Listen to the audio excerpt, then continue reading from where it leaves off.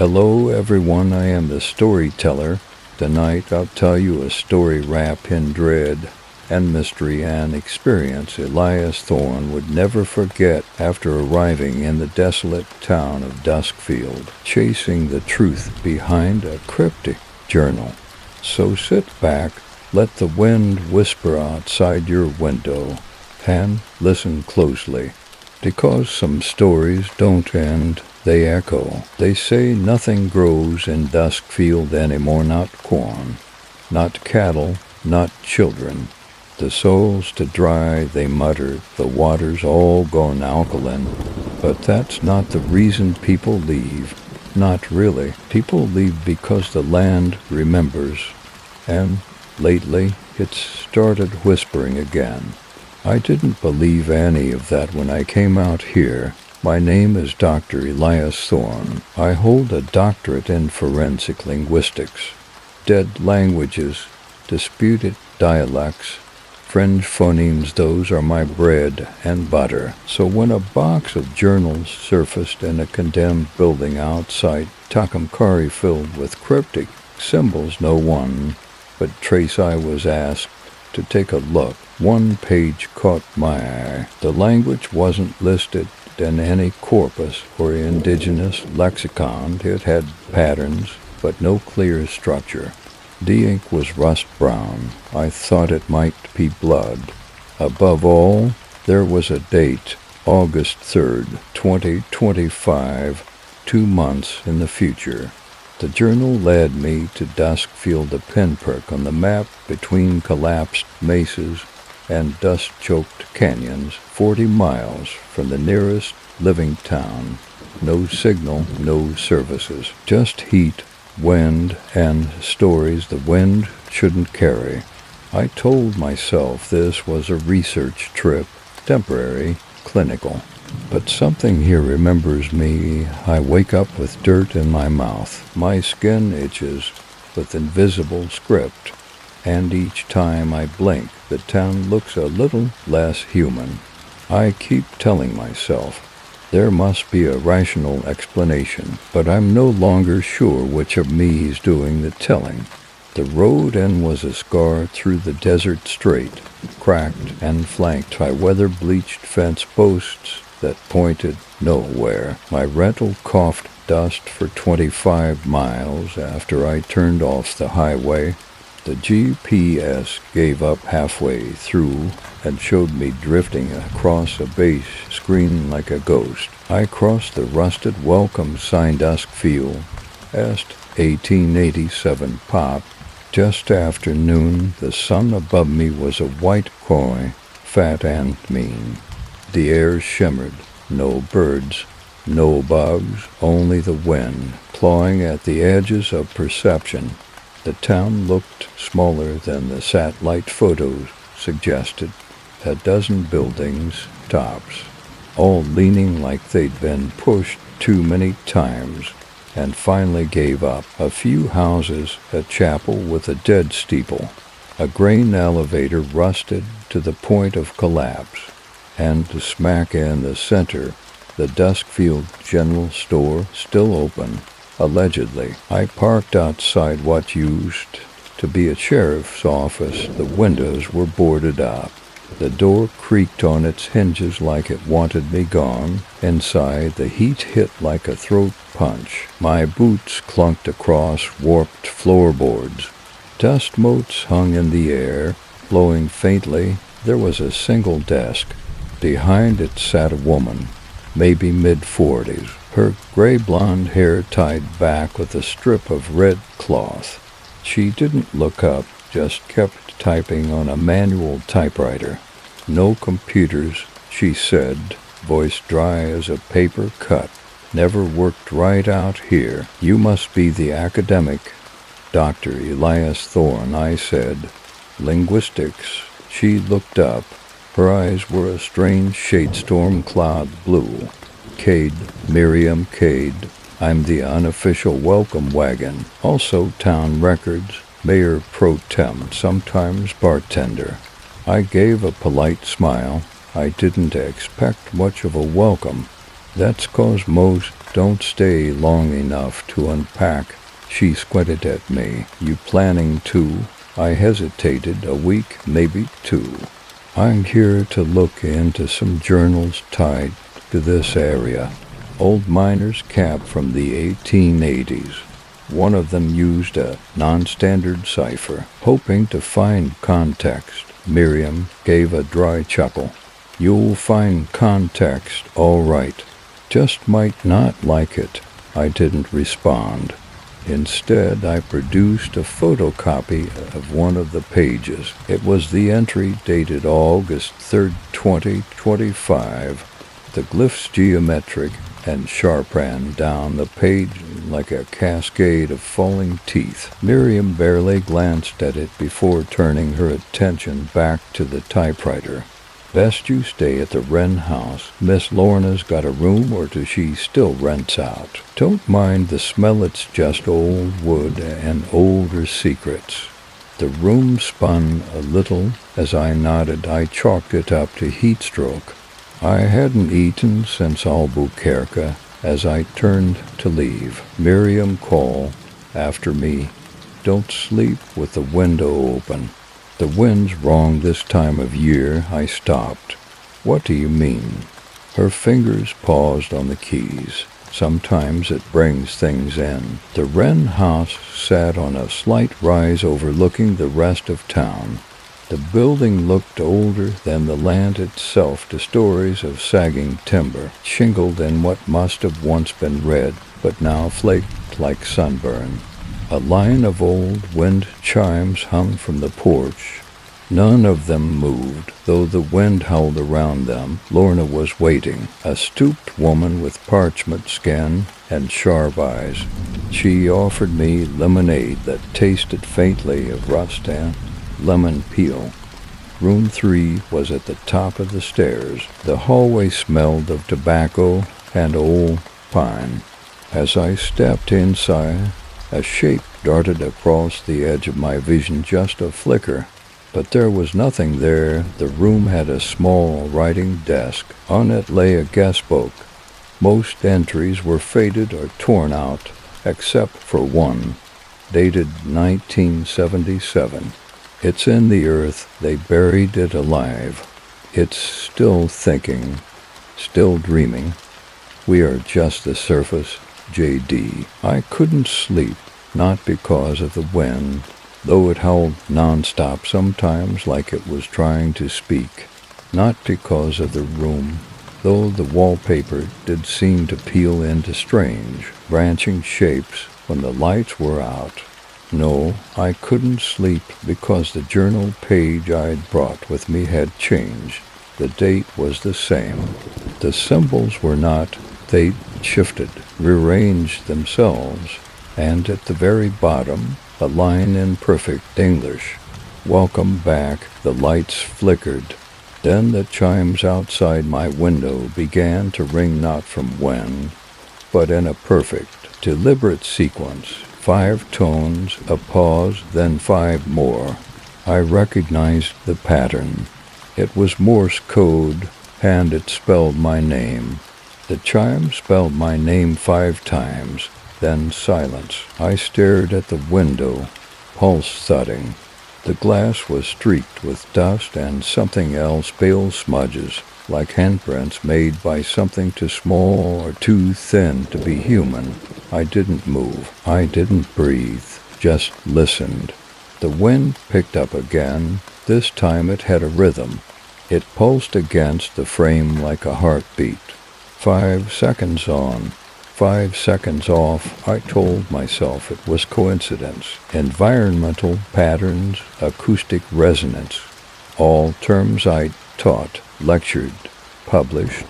But in that moment, I didn't believe a damn word of it. I opened the window. The night air hit me like a mouthful of ash. The desert stretched in every direction, silent and immense. No lights, no stars, just the bone-pale moon casting long, unnatural shadows. The chimes were still.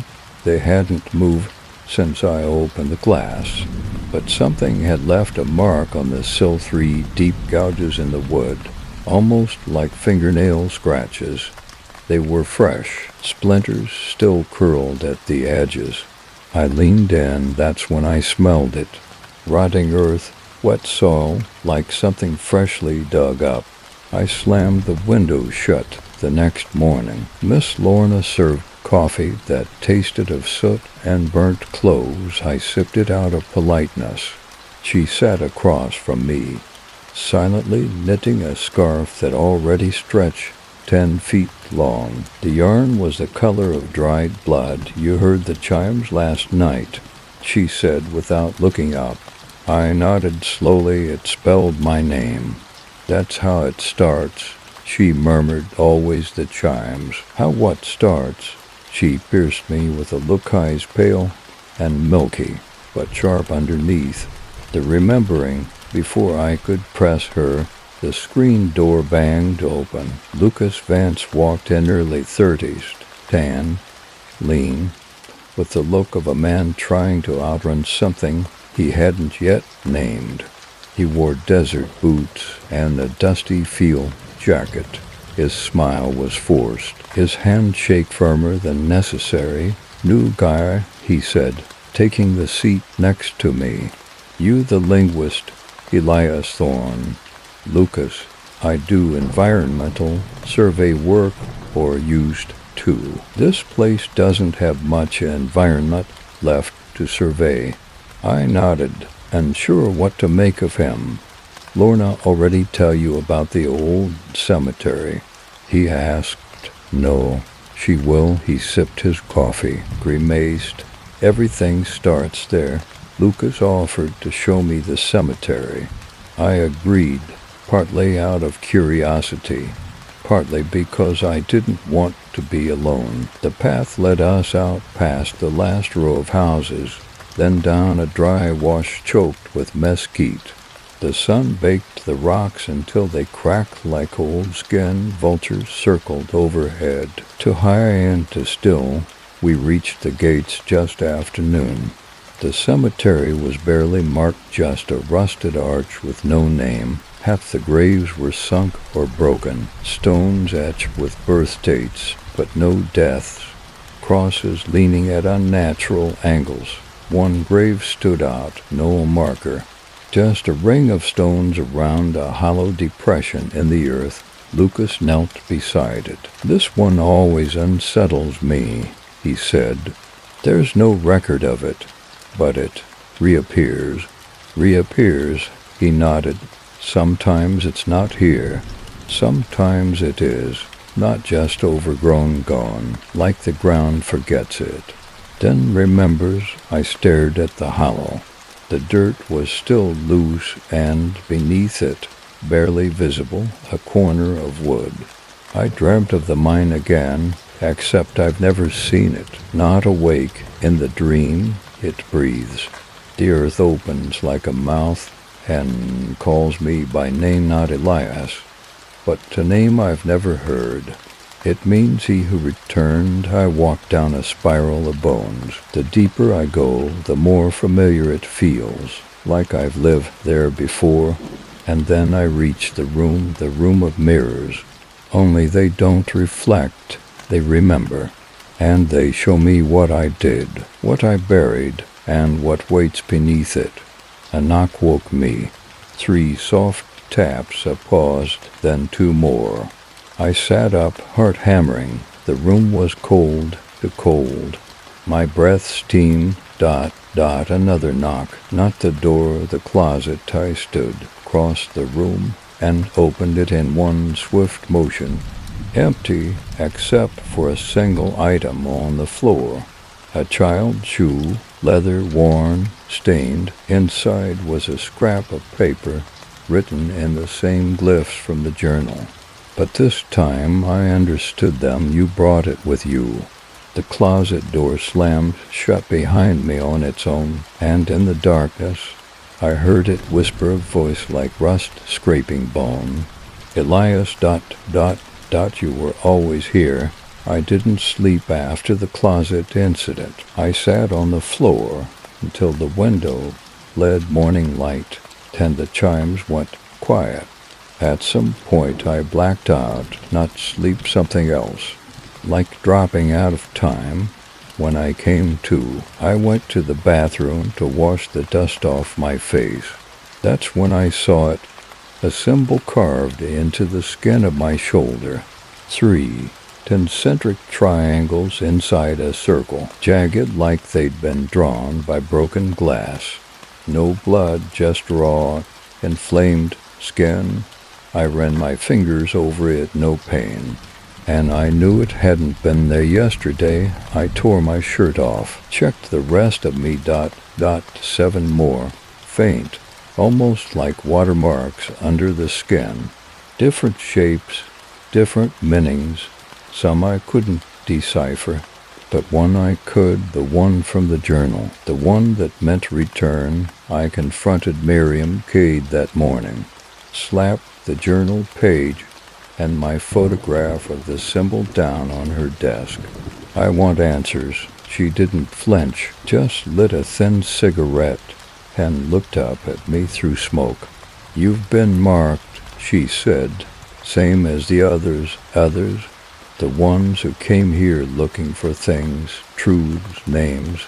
Every so often, someone gets drawn in.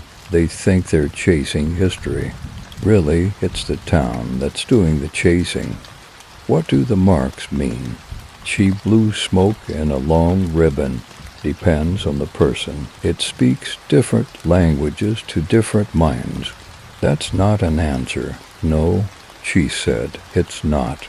Miriam handed me a file folder yellowed with time. Inside were photos people who'd come to Duskfield over the years. A few were scholars. One wore an FBI badge in the photo. Some were just wanderers. Each had a mark. Each disappeared within weeks. In the back was a sheet of hand-drawn glyphs. 29 total. Most were unreadable. One had been circled, repeatedly etched so hard the pen had torn through the triangle circle. Mine. Next to it, a single word in shaky handwriting. Remember, I'm standing in my grandfather's study. Dust motes drift through sunbeams. On the wall hangs a photo sepia, frayed at the edges. It's of Duskfield, but I didn't know that name then. He never called it that. Just the place your blood forgot. He used to talk in riddles when he drank. Our family was planted, not born, grew from someone else's grave. I remember that photo. I remember the hills in the background.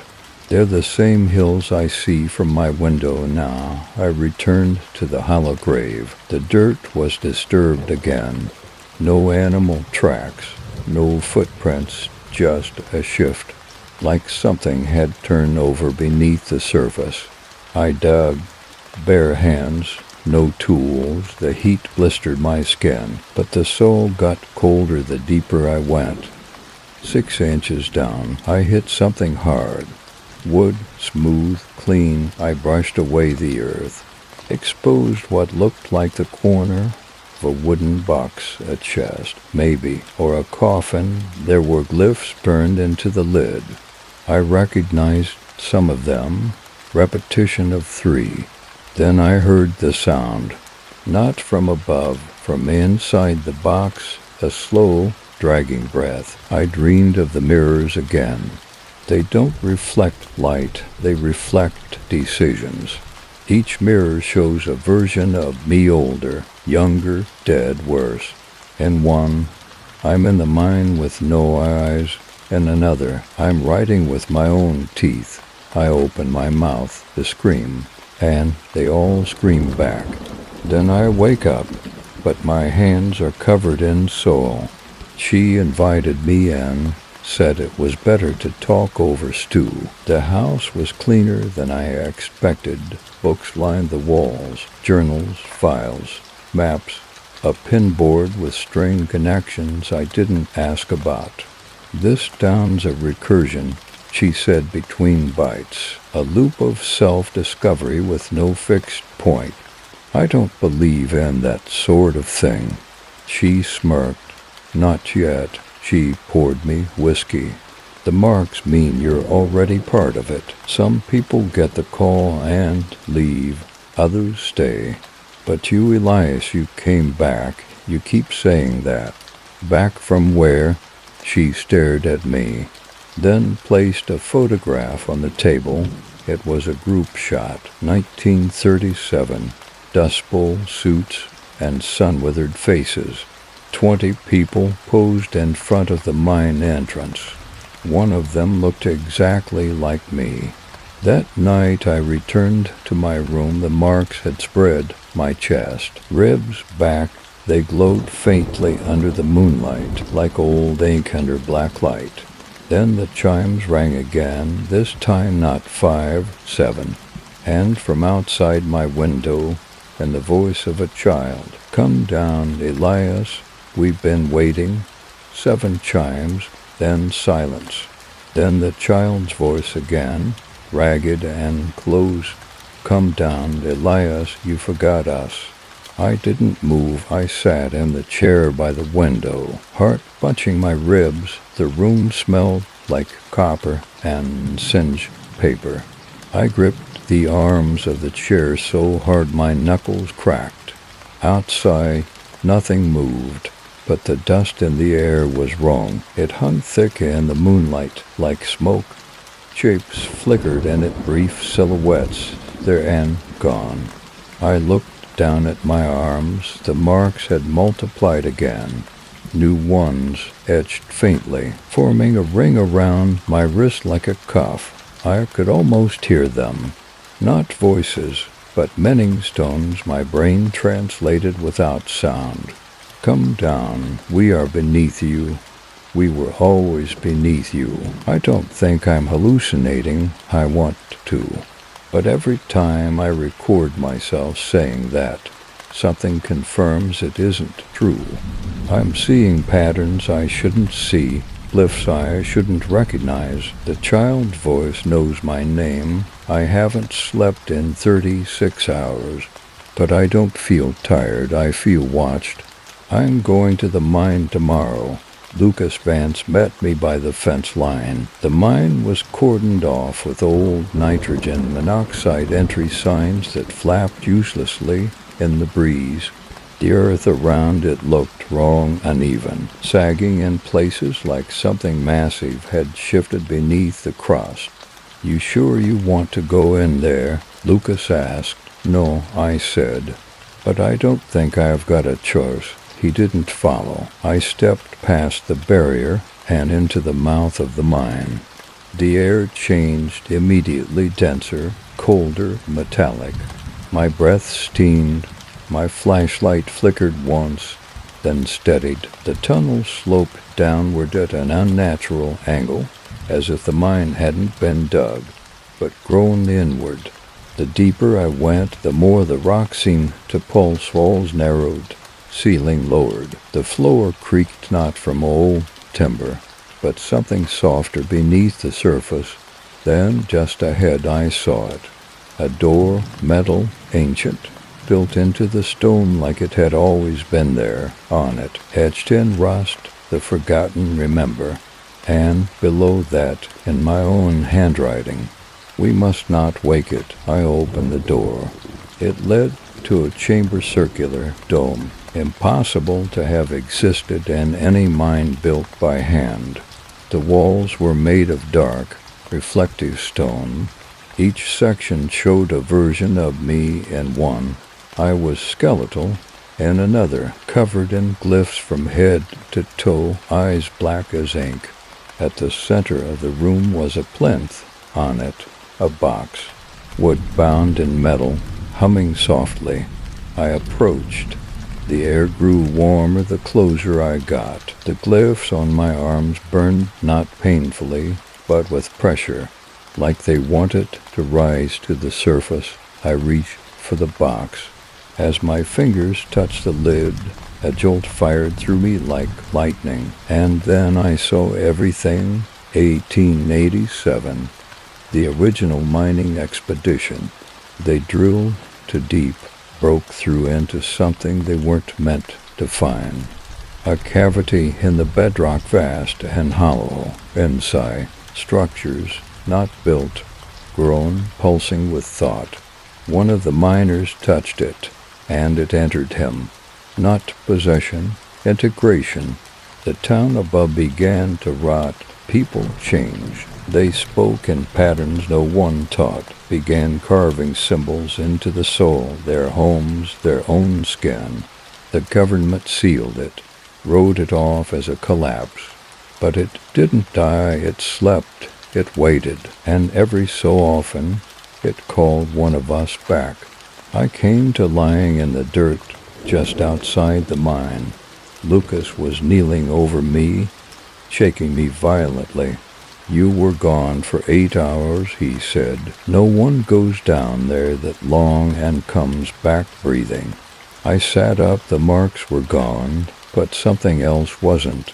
Something had come back with me, not in my skin, in my voice. I tried to talk to Miriam, I couldn't. Every time I opened my mouth, a different sound came out. Not English, not human, like the wind trying to form words through a dead canyon. Miriam didn't flinch. She nodded slowly. It's happening again. I returned to my room and found the photograph Miriam had shown me, the one from 1937 with my look-alike in it. It had changed now. He was in the front row, smiling, and every other face in the picture had been scratched out. Except his, except mine. I turned the photo over. There was writing on the back now, fresh, same glyphs. Translated loosely, it said, "The mouth has opened, you are the tongue." And I swear, for just a moment, I tasted soul. My voice isn't mine anymore. It started this morning, tried to order coffee. What came out was not sound, not noise either. Miriam said it's the syntax of the hollow tongue. That's what she called it, hollow tongue. The language of the thing beneath Duskfield. She says I've been resonated like a tuning fork. I think I'm becoming something else. Subject Thorne, Elias, age 17, admitted following reported episodes. Claims of hearing voices in soul, repeated references to desert imagery and breathing ground, delusional references to glyphs and buried towns. Family history. Grandfather institutionalized, deceased under mysterious circumstances. Recommendation. Observation. Psychiatric evaluation. Entry concludes with a note from the attending. Subject presents as lucid, high-functioning, but draws disturbing patterns on walls at night. Unclear whether these are from memory or invention. Matches patterns recorded in 1937 incident report. Duskfield, and long before subject's birth. Lucas led me to a locked stairwell behind the town library. Beneath it, dust-covered shelves, rats, the smell of mildew and scorched paper. He pulled a box marked Hollow Earth. Field reports, 1937 to 1972.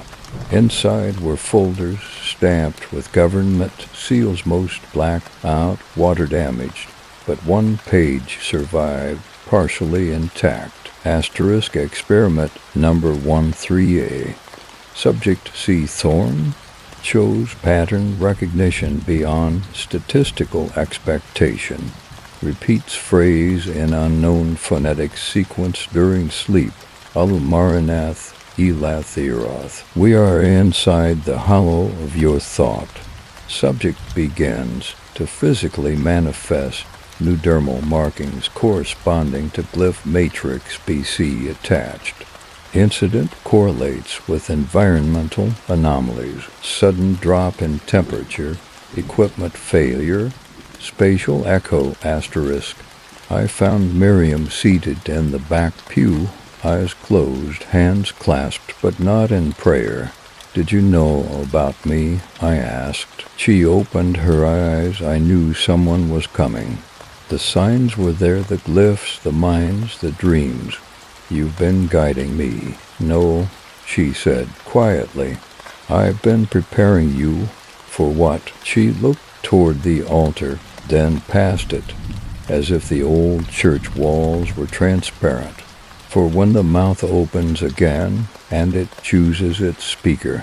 That night she arrived, my sister Abigail. Estranged for over a decade, I hadn't seen her since our mother's funeral. She stood in the doorway of the Wren house, suitcase in hand, eyes sharp as flint. You brought me back here, she said.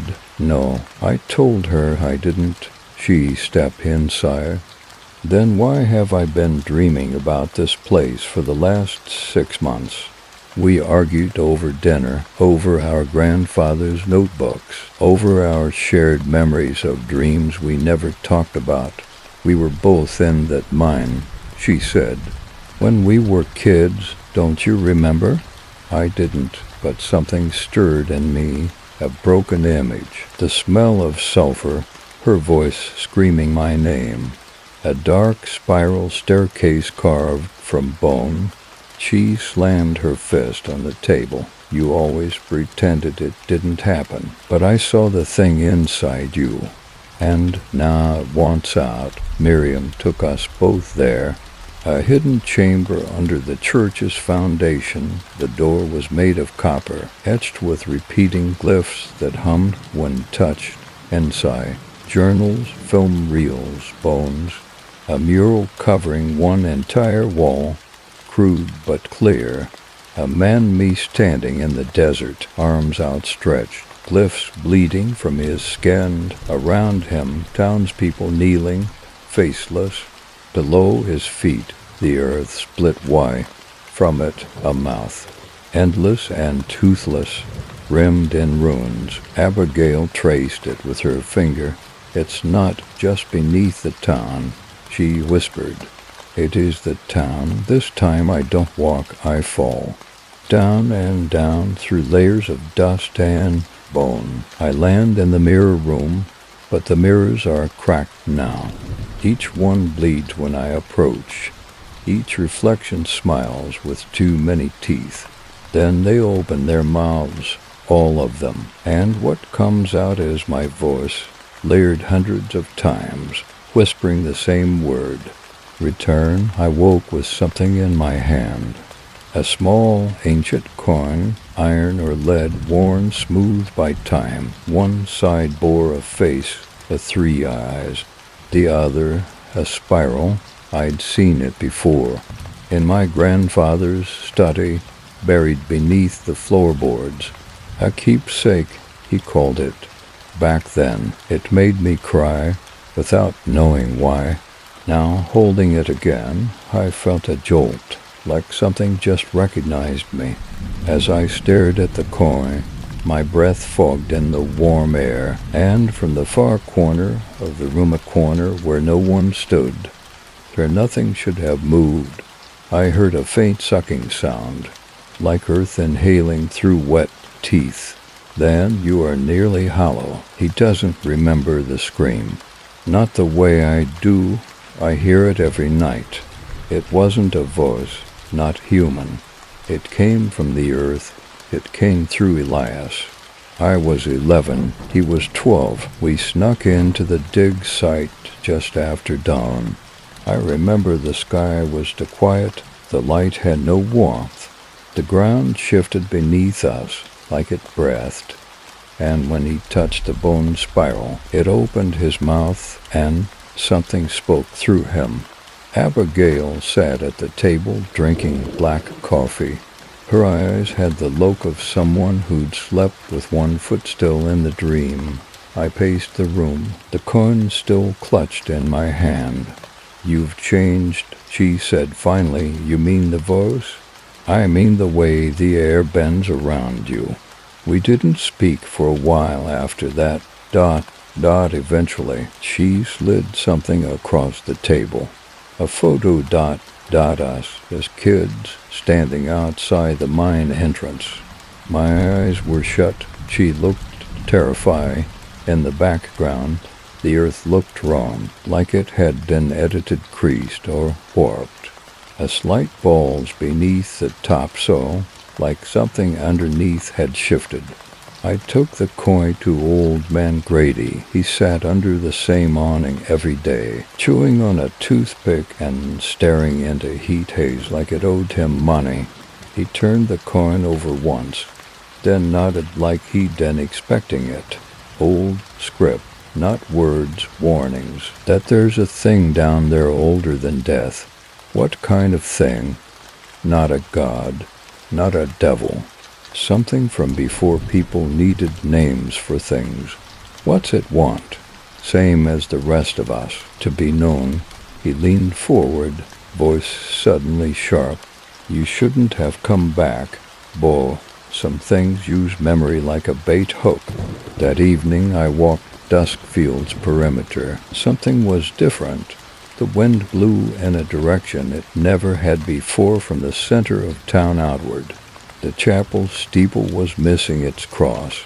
I was certain it had been there yesterday. The grain elevator now had windows. It hadn't before. People moved differently, slower, like they were sensing to something. I passed a mirror in a storefront. My reflection didn't blink when I did. She slammed a journal down in front of me, our grandfathers, pages thick with cryptic text. But one passage was underlined again and again. They don't possess. They rewrite. Abigail flipped to a sketched diagram, concentric circles around a human figure. They hollow you out, replace you with echoes of the thing, of what it remembers, and then they send you back into the world.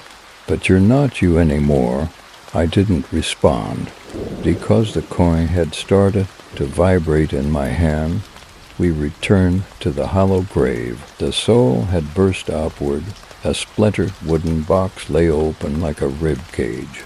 Inside, nothing but a tattered cloth and the smell of burnt ozone. Abigail recoiled. This is where it started. I reached in under the cloth, another coin. But this one was warm on one side, the spiral on the other. My face, I dreamt of standing on a hill of mouths. Each one spoke a memory, not mine, but close I saw myself in places I've never been, speaking languages I've never studied. At the end of the dream, I looked at my hands. They were not mine. They were made of dust. That night, a storm rolled in with no clouds. The sky turned the color of bone. Static arced from metal to skin, even without touch. Lights flickered, then stayed off. A deep, rhythmic thrum pulsed from underground. And then the sound came, a chorus of voices layered over one another, as if a crowd of unseen mouths were reciting a prayer in reverse.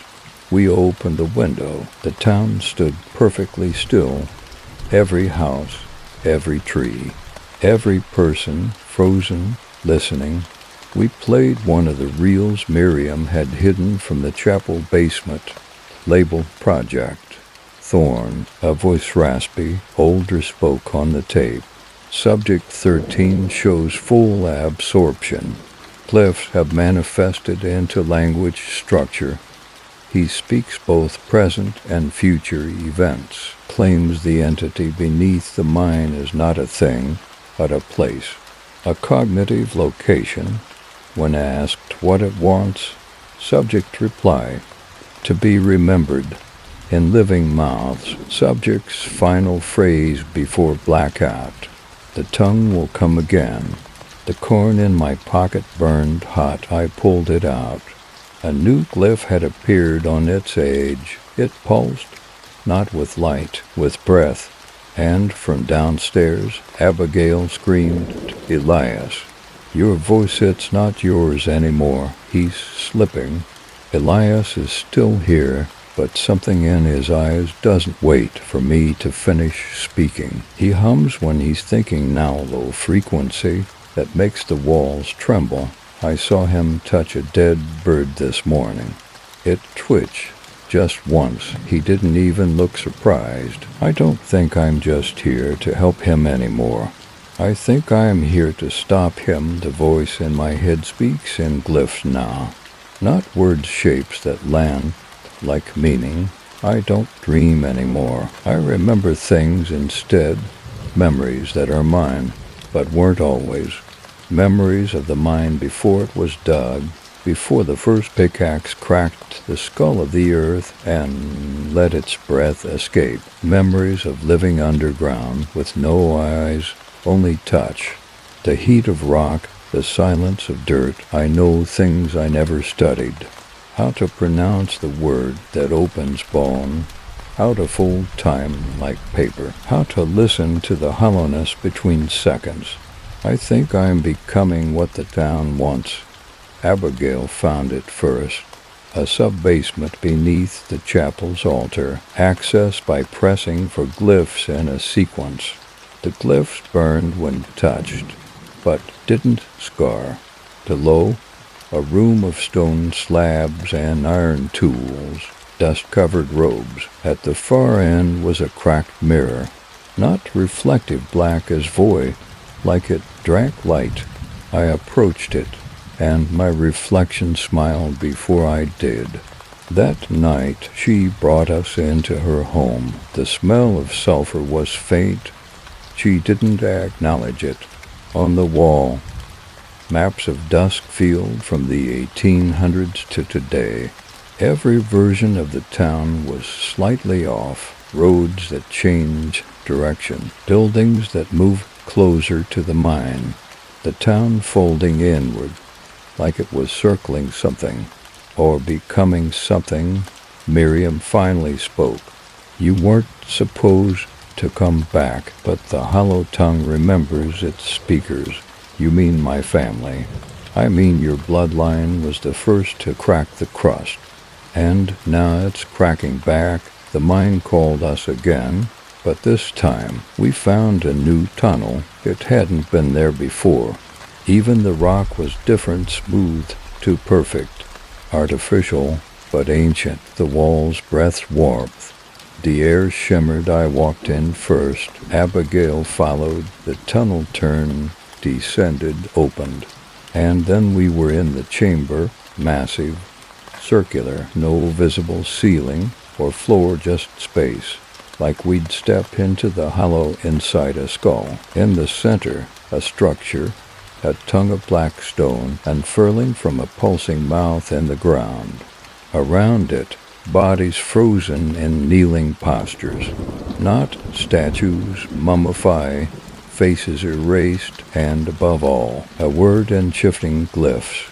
Speak, the coin vibrated, so did my teeth. I stepped forward and said the word I shouldn't have known. The sound that came out wasn't mine, it was old draw. It peeled the silence like skin. The glyphs on the walls flared. The bodies around the tongue turned their heads. Every one of them looked at me, and smiled. She screamed, not out of fear but recognition. That's the same voice you used when we were children, the same voice that cracked the dirt. You've done this before. I nodded. I couldn't explain it, but she was right. This was not the first time I had spoken in the hollow tongue. Only the first time. In this scan, the chamber began to pulse. Rock moaned, the floor quaked. We ran as we fled. The stone mouth began to close slowly, like it had only needed me to say the first syllable. Like I'd just knocked on a door that would take years to finish opening. By the time we reached the surface, the sun had risen, but Duskfield was no longer the same town. The grain silo was gone. The chapel steeple was restored. The main road now looped inward, and everyone we passed wore blank expressions, like they'd been ... rearranged. I don't sleep anymore. I wait with my eyes closed, and it speaks, not in words, not even glyphs, but in feeling. It feels like a hand pressed into the center of your chest, but from behind. It says, soon the mouth will not need a tongue. It will speak through soul and sky. That night, as we sat in silence, Miriam knocked once at the door. She looked pale, held a crumpled piece of paper out to me. A sketch, a new glyph, one I hadn't seen before.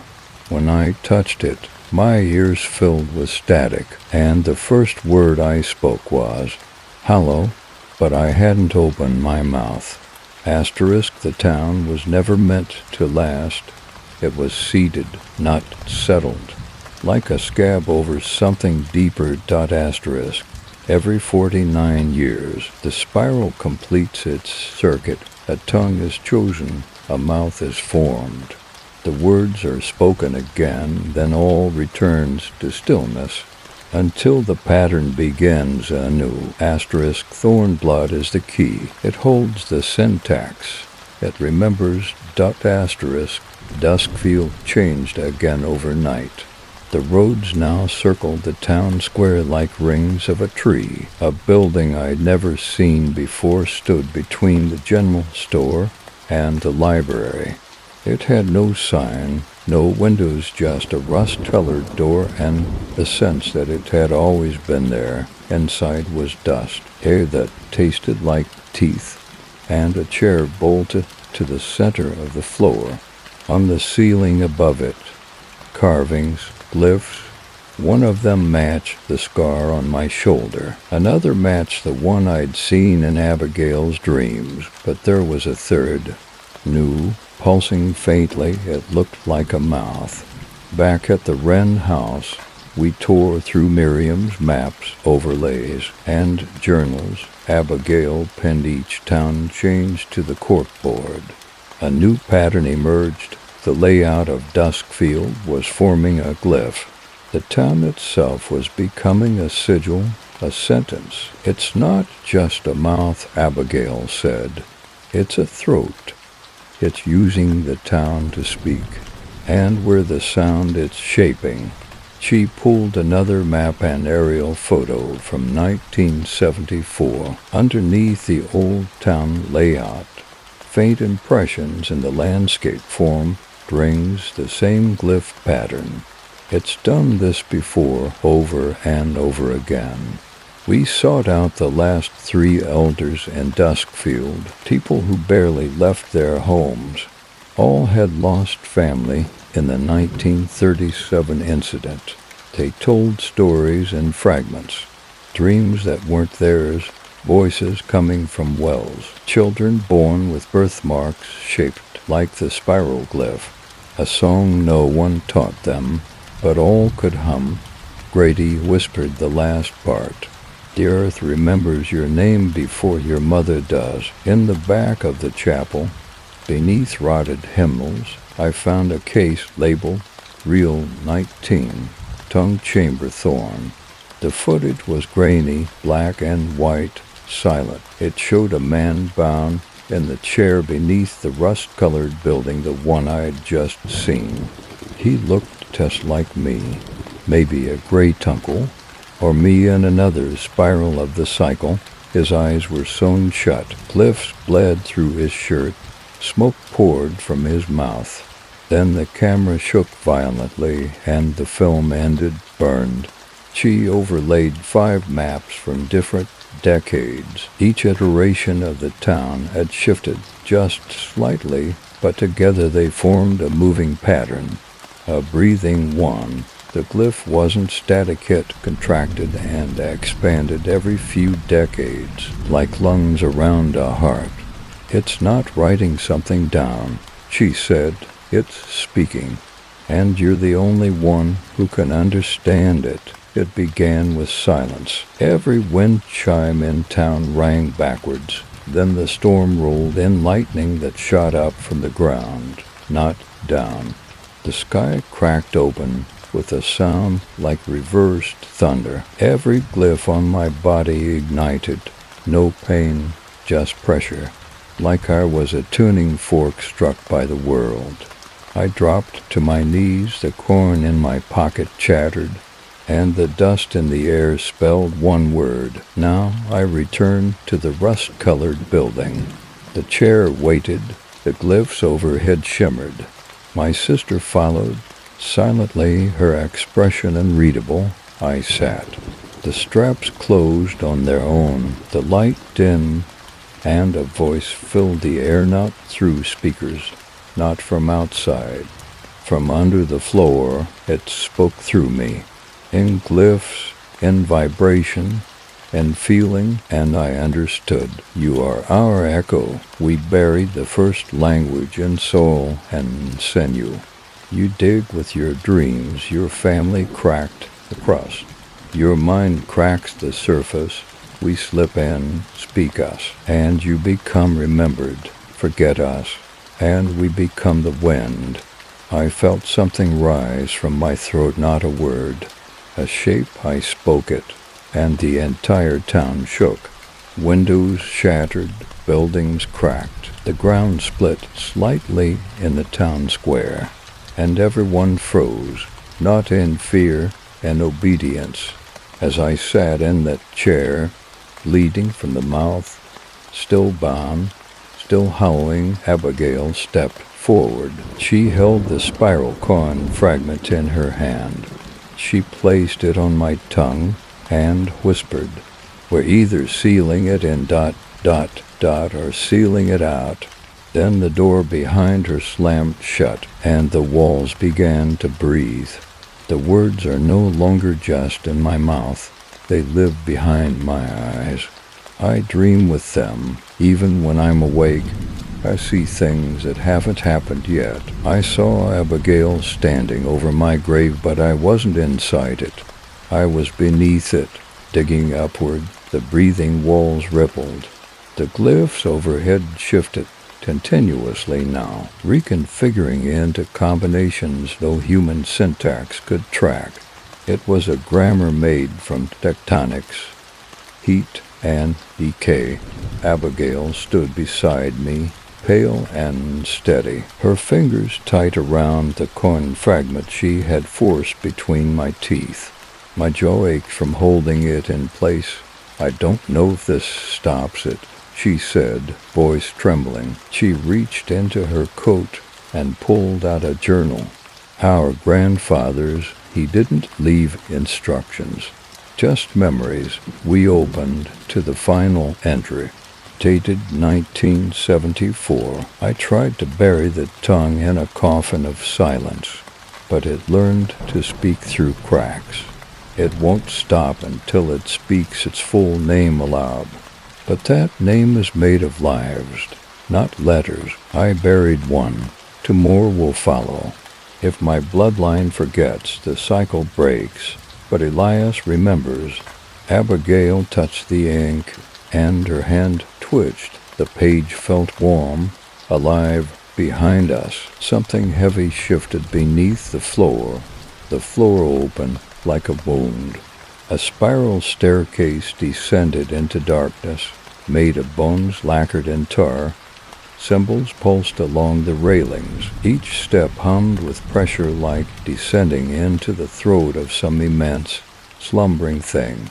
We went down together. No flashlights. The glow came from the walls themselves. The staircase ended in a massive cavern, perfectly round, smooth as a skull's interior. In the center stood a spire of ash-colored stone, split at the top like a larynx. At its base, a pool, black. Still, above it, the glyph for memory, etched into stone so deeply the rock wept something red. We approached the spire. Abigail touched it. The entire chamber spoke, not in sound, in thought. Your mind is a shell. We are the tie. The spiral is not a trap. It is a phoneme. You are its vowel. Your grandfather was the consonant. Your father the silence between. Now the sentence completes. Now the mouth opens. Abigail dropped to her knees. Blood streamed from her ears. I stood still because I understood. This wasn't just about my family. It was about all families. Duskfield was a mouth, but I was its first clear word. Beneath the sanctum, a corridor opened as the pool receded. Inside, 20 mirrors. None of them showed me. They showed people wearing my skin. Different timelines, different spirals. In one, I was a preacher. In another, a killer. In one, I was sewn shut at the mouth, glyphs bleeding from my fingertips. In another, I spoke to a child who was me, the common thread. Each of them stood before the spiral spire. Each had spoken, each was devoured. She staggered to her feet, her voice cracked but firm. I can't let it finish the sentence. She took the remaining coin shard and carved a spiral into her palm. Then, using her own blood, she completed the glyph etched into the sanctum wall. The room shrieked not sound, but pressure. The walls convulsed. Something screamed from beneath the pool, a sound like memory dying. The spiral opened inside. Nothing, just heat and dust, and something that moved like language without a speaker. I stepped into it. It entered me. I saw. The first miner, coughing up soul laced with symbols, my grandfather, holding a screaming child me. Over the spiral pool, Abigail, sealing a door with her own spine. A tower of ash in a city yet to be built. Its base shaped like my jaw. A recording labeled Project, ELIAS, Cycle 6. And in all of them, the same phrase. He was the sentence we were waiting to say. When I awoke, I was back in my room, but everything was wrong. The window looked out onto a desert I didn't recognize. The wind blew inward. The dust on my floor spelled Abigail in broken strokes. And the mirror, it didn't reflect me. It showed a mouth, and it was still moving. This may be the last entry. If you're hearing it at all, I no longer trust what I see or remember. Abigail is gone. The town rewrote itself around the space where she was. I'm beginning to suspect she was the pause. And now the sentence resumes. The town was not Duskfield anymore. It wore the same face, but wrong just slightly. Like a mask that was almost human. The grain silo now bore glyphs etched like weather marks. The chapel was taller, its steeple twisted like a horn. People moved without blinking. They didn't speak anymore. They hummed low, resonant notes, all tuned to a frequency that I felt in my molars. And everywhere I turned, I saw reflections of myself, watching from storefronts, blinking out of water barrels, etched in frost. The town was speaking me back to myself. I went back to the mine. The spiral staircase was wider now, as if expecting more. The tunnel walls were polished black obsidian or bone. Every step echoed not behind me, but ahead. Like something mimicked my movement before I made it, I spoke aloud. "Who are you?" And the reply came from inside my own throat. You, at the bottom, a platform ring with shallow trenches filled with dust. Every grain moved like it was trying to remember how to become a person. In the center, a seat of stone, I sat, not because I wanted to, because I'd already done it.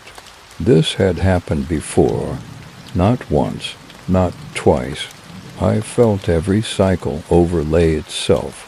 6 Elias thorns, 6 spirals, 6 unfinished sentences, Each time, the same outcome: collapse, erasure, silence, except this time the glyph was different. This time, it had her blood in it. Abigail's glyph, the pause, it begins. Not with sound, not even light, but compression. Reality folded inward like a lung preparing to scream. The glyphs on the walls ignited, then bled, the dust hummed, and the platform beneath me opened, revealing a chamber of tongues, not metaphor, actual tongues mummified, petrified, twitching. The voice of the entity, the hollow one, rose from them all. A single word stretched across dimensions. Remember, and I did all of it. It didn't possess me, it used me. I was the shape of a word. My bones, its consonants, my breath, its vowels. I stood up and I spoke, not in English, not in glyph, but in feeling, and the world heard. The sky darkened above Duskfield. The people stopped humming. They opened their mouths and exhaled dust. One by one they fell still, their bodies flattening into glyphs on the ground, becoming part of the town's grammar. The buildings shifted into spirals, the chapel folded. The mine snapped shut, and overhead, thunder struck in perfect Morse code. A final message: the tongue has spoken. The pause is eternal, and then impossibly Abigail's voice broke through the static in my mind. You weren't supposed to finish the sentence. You were supposed to forget. Her voice came from inside me. She had carved herself into the silence between my words, and that silence began to grow. The glyphs reversed, dust became birds. The mine spit out stone. The townspeople stood again but didn't breathe. Time blinked dot for a second. The sky went black, then pale, and all of Duskfield trembled, then flattened like a word spoken too loud. I stood in the center of the spiral, alone, the town gone, just flat earth and glyphs. No wind, no voice, just a sensation, like something watching through me. Then I looked at my hands. They were not solid. They were becoming sentences. I touched my face, and it flaked into dust shaped like letters. Not letters, names. And at the last moment, I realized the sentence was not about me. It was me and the entity. It was only trying to remember how I sounded in the final silence. Just before the dust took the last shape of my name, a whine moved across the empty plain. It whispered one final word again. Subject: Site 13 Duskfield. Post-event report status: crater approx. 1.2 miles in diameter. No organic material recovered, no survivors. Electromagnetic distortion radius, 14 miles. Recovered artifact, one reel-to-reel audio tape label, Thorn. Final playback notes, audio induces glossolalia, psychosomatic glyph scarring. Transcript deemed unstable, recommend full lockdown. Memory protocol in effect. Notes: sight is no longer silent. Sight is humming. I was one of the first to reach the zone perimeter. No town. Just a shallow basin filled with fractured stone and fine gray dust. No sign of life. No sign that anything had ever existed there at all, except at the center of the crater, someone or something had walked in a perfect spiral. Footprints deep, deliberate, no body at the end of them, only a single symbol carved into the clay. We didn't recognize it, but when I blinked, I understood it, and I haven't stopped dreaming since. My name is Elias Thorne, I think sometimes. Sometimes I remember heat and dust, a girl's voice calling from across time, A mirror that didn't show my face, but my sentence. Sometimes I forget, because forgetting is a kind of mercy, but I left something behind, not a body, not even a soul, a pattern, a breathing, recursive thought. I am the pause in your memory. I am the glyph between your father's name and your own. I am what your tongue almost says in silence. And I am still speaking. He didn't die. Not exactly. I think I trapped him in the silence. I think that's what the coin was a binding. But the spiral doesn't end, it folds. Every 49 years, it breathes again. I buried this page in the hopes someone would read it instead of remember it. Because if you remember, you start to speak. 5 years later, interview transcription. Interviewer, you grew up near Duskfield. Witness, that's what they call it. We never saw a town there, just flat land. Interviewer, you claim to see a man in the center of the basin. Witness, not exactly, more like a shape of a man, made of wind, made of letters. Interviewer, did he say anything? Witness, not with his mouth, with his shadow. It spelled something. Interviewer, what did it say? Witness, it didn't say anything. It started a sentence. A boy finds a coin near the edge of the crater, worn, blackened by time. He pockets it and walks home. He doesn't know why, but he hums as he walks. 5 tones, a pause, 5 tones, Morse. If you translated it, you'd get one word. Elias in a town that no longer exists. Beneath a sky that's forgotten its stars, something continues to speak not in sound, but in shapes. It speaks in dust and dreams, in the gap between waking and sleep. It doesn't need mouths anymore. It has ours, and the sentence, still unfinished,